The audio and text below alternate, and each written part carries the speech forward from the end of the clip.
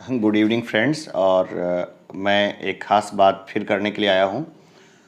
तो थोड़ा सा जो है ना, मतलब कई लोगों को ये बात पहले भी पता होगी, लेकिन मैं थोड़ा और क्लैरिफाई करके इसको बता दूँ कि दरअसल ना, जो कोचिंग संस्थान हैं वो सेटिंग के गढ़ होते हैं। कोई भी चीज़ का सेटिंग जो होता है वो कोचिंग संस्थानों के जरिए होता है। छोटे छोटे जो कोचिंग संस्थान होते हैं वो बड़े कोचिंग संस्थानों के साथ अपना लिंक रखते हैं। बड़े वाले कोचिंग संस्थान हैं उनकी सीधी पहुंच होती है, जहां पर लोगों को पैसे दे करके या जैसे भी है साम दाम दंड भेद तरीके से उनको नौकरी पे रखा जाता है। और ये सारा जो है ना, एक पूरा ताम झाम, एक पूरा ताना बाना बुना हुआ है। तो अभी मैं अपने अनुभव शेयर करता हूँ कि शहर के, मतलब अब कोई शहर का नाम नहीं लूँगा क्योंकि जिनके बारे में मैं बता रहा हूँ उनके साथ क्या है, मेरे बहुत अच्छे रिश्ते हैं। और क्या है कि होना कुछ नहीं है, सज़ा किसी को नहीं मिलेगी, या फिर मेरे ये सब कहने से बहुत कुछ नहीं बदलेगा। और साथ में अनावश्यक रूप से एक दुश्मनी भी हो जाएगी जिसमें कि हर हाल में लॉस मेरा ही होगा। और वैसे भी जांच एजेंसियां अगर बड़े पैमाने पे अगर हिम्मत रखती है तो बड़े बागड़ बिल्लों को पकड़े, क्योंकि जिनकी मैं बात बोल रहा हूँ वो एक छोटी मछली है। तालाब में बड़े बड़े मगरमच्छ हैं तो उसके एक छोटी मछली है। तो हुआ क्या था कि टीचर की वैकेंसी आई थी लालू जी के टाइम में। तो उन्होंने बहुत बड़े बड़े इश्तिहार लगाए, पूरे बहुत बड़े बड़े इश्तिहार लगाए पूरे शहर में, राजधानी में, जहाँ तहाँ सब जगह पर। और काफ़ी पैसा इन्वेस्ट किया कि जिसमें कि वो टीचर बनाने का बिल्कुल गारंटी जैसा, ऐसे वर्ड्स थे उसमें कि हम तो टीचर आपको बना ही देंगे, बिल्कुल आप हमारे यहाँ पढ़िए, और टीचर ना बनेंगे तो पैसे वापस। फिर बच्चे जुट गए उनके पास, छात्र जुट गए जिसमें कि मैरिड महिलाएं और बहुत सारे लोग थे। तो उन लोगों को उन्होंने पढ़ाना शुरू किया और पढ़ाने के साथ साथ एक बड़ी सेटिंग की। सेटिंग ये हुई कि क्वेश्चन पेपर जो है वो उनको मिल गया, समय से मिल गया। फिर उन्होंने जितने लोग थे सबको पेपर देने के बदले में बहुत कम पैसे लिए, मात्र 6-6 हज़ार रुपये लिए। और 6-6 हज़ार में जो है हज़ारों लड़कों से उन्होंने क्वेश्चन पेपर का सौदा कर लिया और सभी को क्वेश्चन पेपर मिल भी गया। देखिए ये सब इतना ओपन से हो रहा था, लेकिन पुलिस प्रशासन और बाकी चीज़ों को इसकी कोई भनक नहीं थी। भनक तो थी, लेकिन कई एडमिनिस्ट्रेटिव ऑफिसर्स, कई सारे पुलिस के अधिकारी और बाकी भी अपने महिलाओं को, अपने करीबियों को मास्टर टीचर बनाना चाह रहे थे। और इस तरीके से बहुत बड़ी संख्या में अयोग्य लोग भी टीचर वाले साइड में एंट्री कर लिए। फिर बीएड की और बाकी चीज़ों की डिग्री जो है वो बहुत सारी प्राइवेट यूनिवर्सिटी में खुलेआम बिकती है, अभी भी बिक रही है। कोई भी खरीदना चाहे तो खरीद ही सकता है, कोई अनहोनी थोड़ी है, मतलब खुलेआम बिक रही है वो तो अभी भी अपने आप ही। और सबसे बड़ी बात है कि इस पर कोई कुछ नहीं कर सकता, क्योंकि जो प्राइवेट यूनिवर्सिटी खोली गई है ना सेक्शन 2F के जरिए, उस पर प्रतिबंध तो लगाया नहीं जा सकता। प्लस उनके पास छात्र नहीं है, तो बैक डेट से वो लोग डिग्री बेचते रहते हैं, बहुत सारी डिग्रियों को। जितना फ़ीस होता है उतना फ़ीस दे दीजिए, बाकी 10-20-30 हज़ार रुपये एक्स्ट्रा दे दीजिए, वो बिक जा रही है।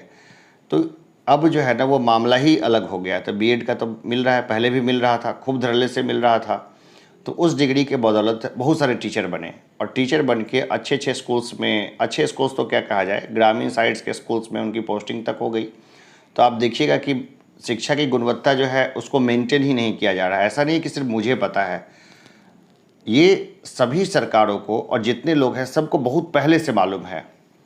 फिर हम वो जो किरदार हैं जो बड़ी सी कोचिंग, मतलब बड़ी सी तो नहीं, मतलब कोचिंग इंडस्ट्री में जो जुड़े हुए हैं बहुत नज़दीक से। फिर आता है बीटेट का ज़माना, बिहार टीईटी का ज़माना। सीटेट में भी कई लोग दावा करते हैं और उसमें भी काफ़ी खेल हुआ भी होगा, लेकिन मैं सिर्फ बीटेट की ही बात करता हूँ। बीटेट में इन्होंने जो 6 हज़ार पहले बार नौकरी के बदले 6 हज़ार ले रहे थे, तो उस समय लोगों को यकीन नहीं था। तो 6-6 हज़ार रुपये देने वाले भी लोग रो धो करके दे रहे थे। तो उनके पास वसूली करने वाले जो 4-5 अनुचर थे, उन्होंने भी इसमें जम के पैसा कमाया। और जिसमें से एक व्यक्ति ने तो पूरा मॉल डाल दिया, पूरा पूरा मॉल बना लिया पूरा एकदम से, और बड़ी इज्जत हो गई। जो संचालक थे उनकी बड़ी इज्जत हो गई, इज्जत होनी भी थी। फिर सेकंड में जो सीटेट और बीटेट के एग्ज़ाम्स हुए, उसमें इन्होंने क्या किया कि बहुत बड़े पैमाने पे अब उनके पास जो पुराने कस्टमर्स थे वही नए कस्टमर्स लेके आ रहे थे। जितने इन्होंने टीचर्स बनाए थे, फिर उनके भाई भतीजे, चाचा, नाना, काका, फूफा के भाई, दिस दैट वगैरह सब लोग थे, उनको उन्होंने बीटेट पास कराया। इस बार रेट जो था वो 50,000 से 1 लाख रुपए पहुंच गया, जबकि बीटेट में कोई गारंटी नहीं थी कि आपको जॉब होगा। लेकिन अब चूँकि उनके पास एक स्ट्रॉन्ग कस्टमर बेस था, उसके बदौलत उनको एक काफ़ी ह्यूज जो है एक मिला, क्राउड मिला, जिन्होंने 50,000 दे के उनसे सेटिंग कराई। और फिर बिहार टीईटी के क्वेश्चन पेपर जो है वो समय से बहुत पहले सब लोगों को दे दिए गए, सब लोगों को रटा दिए गए। और उसमें से भी कई महान बेवकूफ़ थे जिन्होंने रोल नंबर में गलती की और बाकी चीज़ में, और बाकी में पैसे वापसी के लिए वो दबाव बनाने लगे कि हमें पैसे वापस दे दीजिए। और ये बात जो है ना, इसके बाद हमारे कानों तक आ गई। और फिर बाद में मैंने खुद पड़ताल की तो मुझे निकल के आया कि बिहार टीईटी के जरिए में कितना झोल झपाटा हुआ। और इस तरीके से मतलब हजारों छात्र, मैं तो एक शहर की बात बता रहा हूँ, ऐसे कितने शहर होंगे और कितने लोग होंगे, हजारों में बहुत बड़ी संख्या में लोग जो थे इस धांधली के कारण टीईटी में आ गए सफल होकर के। फिर मैं मिला था उस समय के शिक्षा मंत्री जी से, उन्होंने बोला भी था कि टीईटी क्या बस क्वालिफाइंग एग्जामिनेशन है, इसका तो कोई खास महत्व वगैरह होता नहीं है, वगैरह वगैरह जो भी है सो। लेकिन अब देखिए क्या कर दिया कि इसमें इतना झोल झपाटा हो रहा था, अब टीईटी को जो है बीपीएससी में एक अनिवार्य दे दिया गया। अब सरकार को सब पता है, गवर्नमेंट सब जानती है कि हाँ ये घोटाला हुआ है इस मामले में, और घोटाला करवाने में सरकार के महकमे के कई मंत्री और बाकी लोग भी इसमें शामिल रहे हैं। 50,000 रुपये लिए गए, मान लीजिए टोटल जो है ना 50,000, 10,000 लोगों से लिए होंगे। ये बहुत बड़ा आंकड़ा होता है, बहुत बड़ा आंकड़ा। इससे ज़्यादा ही लोगों से लिए गए होंगे। 50,000 गुने 50,000 कर दीजिए, इतना लिया गया होगा। तो इतना बड़े पैमाने पे जो पैसा जो है वो गया, बहुत स्तर पे बटा। जो कोचिंग वाले थे वो तो महान ही हो गए, उन्होंने तो हर जगह एसी, बाथरूम तक में एसी लगवा दी, उनकी तो बात ही अलग हो गई। और उन्होंने सारा पैसा जो है कोचिंग इंडस्ट्री से आया हुआ दिखा के सबको वाइट भी कर लिया, मतलब बहुत इशू नहीं था उसमें, आराम से। लेकिन अब क्या हुआ, कहानी देखिए।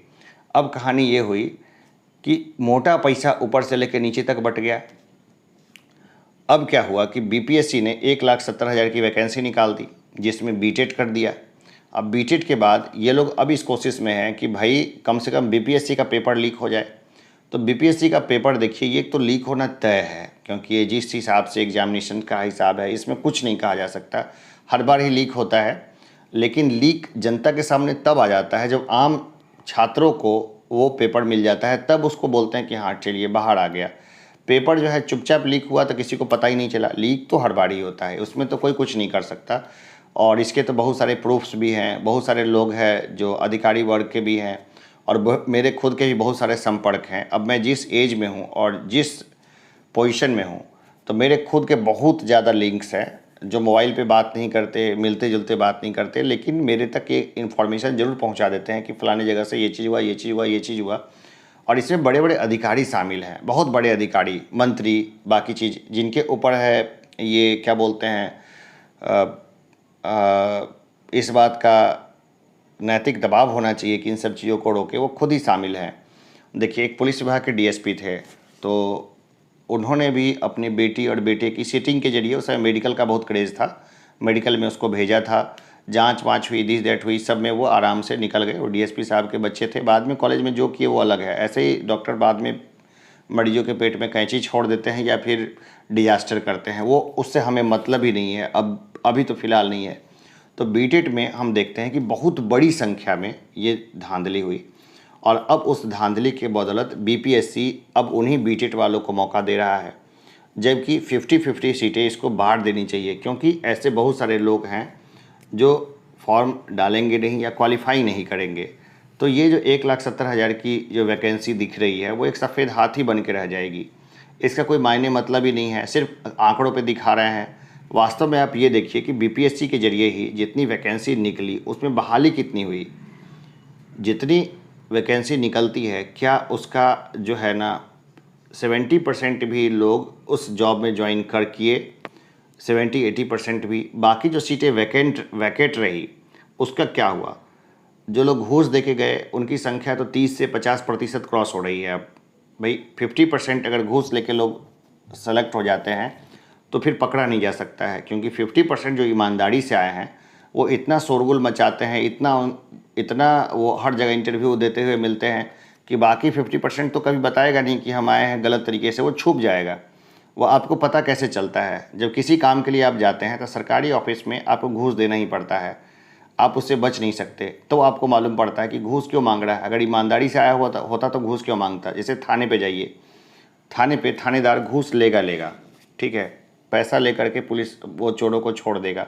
मैं खुद इसका विक्टिम रहा हूँ और मैंने ऊपर से लेके नीचे तक खूब सारा ट्राई मारा, तो मुझे मालूम पड़ा कि ऊपर से लेके नीचे तक बहुत सारे लोग घूस लेते हैं और उनके अपने तरीके हैं घूस लेने के, और उसके ऊपर हम लोग फिर कभी चर्चा करेंगे। अभी बिहार टीईटी को देखिए, तो बिहार टीईटी में क्या है कि बड़ी संख्या में लोग गलत तरीके, सही तरीके से भी आए, मैं ये नहीं कहता, लेकिन बड़ी संख्या में गलत तरीके से भी आए। अब वो बीपीएससी में सेटिंग जुटाने में लगाने में जुटे हुए हैं। तो बीपीएससी भी कोई फुल प्रूफ संस्था नहीं है, हो भी नहीं सकती है बिहार में कोई संस्था फुल प्रूफ, बिहार में क्या कहीं पर भी नहीं हो सकती है, जब तक कि वहाँ के हर एक लोग खुद ही ऑनेस्ट ना हो जाए। तो अब कोचिंग वाले बहुत फल फूल गए, ईमानदारी का मतलब सारा वो दिखा दिया कि हमने ऐसे, अभी भी कोई इस तरह का प्रोजेक्ट आएगा तो वो ज़रूर करेंगे, बहुत सारा गोलमाल करेंगे और मोटा पैसा कमाएंगे। लेकिन ये जो टीचिंग का जो क्वालिटी है ग्रामीण साइड में, या जो सरकारी स्कूल में जो बच्चे जाते हैं, उसकी क्वालिटी को पूरा बर्बाद कर देंगे, पूरा हर तरीके से। यानी कि गरीब के बच्चे हमेशा गरीब ही रहेंगे, उनको अच्छी शिक्षा भी नहीं मिलेगी, जिसके लिए घुमा फिरा के वो इनडायरेक्ट टैक्स तो भरते भरते हैं। तो ये सारी कहानी है जो हमारे आसपास चल रही है। तो देखिए मेरे साथियों, हम लोग सिर्फ बोल करके चुप नहीं बैठेंगे, हम लोग कुछ सॉल्यूशन की तरफ जाएंगे। अभी मुझे नहीं पता चल रहा है कि इसका क्या सॉल्यूशन होना चाहिए, क्योंकि देखिए व्यापम घोटाला हुआ, इतना बड़ा घोटाला था, लेकिन किसी को कोई कुछ नहीं हुआ। जिन्होंने इसका विसिल ब्लो किया, जिन लोगों ने आवाज़ उठाई, उन्हीं लोगों की एक एक करके हत्या हो गई और लोग भी सोते हुए रहे। तो हम लोग जो है ना उस देश में हैं जहाँ पे भगत सिंह भी जब तक फांसी नहीं चढ़े थे तो उनकी कहाँ उनकी रिस्पेक्ट बढ़ी थी, तब तक कहाँ लोग उनके लिए जेल तोड़ के घुस गए उनको, वो अलग इशू है। तो अभी क्या है, मैक्सिमम जनता सो रही है, तो जितने लोग हैं वो लोग जगिए। इतनी सारी सेटिंग से हमारे बच्चों का भविष्य बर्बाद हो जाएगा। इसको ओपन कंपटीशन करिए, जिसमें कि बहुत बड़ी संख्या में जो लोग व्यवस्था की खामी के चलते और करप्शन के चलते बीपीएससी में प्री मेंस क्वालिफाई करके और इंटरव्यू तक में रहे हुए हैं, उनको भी मौका उसमें देने के लिए ज़रूर उठाइए, ताकि अगर उनको मौका मिलेगा तो थोड़ा सा क्वालिटी जो है ना वो आना शुरू होगा। मैंने इसके लिए बहुत सारी बात भी की थी और बहुत सारी मुद्दों को लगातार उठाया था, लेकिन देखिए कोई फ़ायदा ही नहीं है। मेन बात है कि छात्रों की संख्या है ना, है तो संख्या, लेकिन वो बिखरी हुई है, तो उस हिसाब से समस्या जो है वो सॉल्व नहीं हो रही है।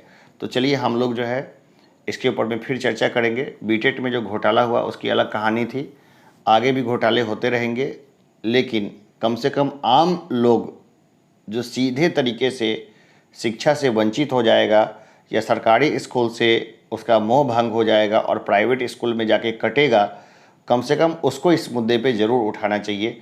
उम्मीद है कि इतना लंबा वीडियो 13 मिनट 14 मिनट का आप देखने के लायक हो और इसको समझ पाएँ।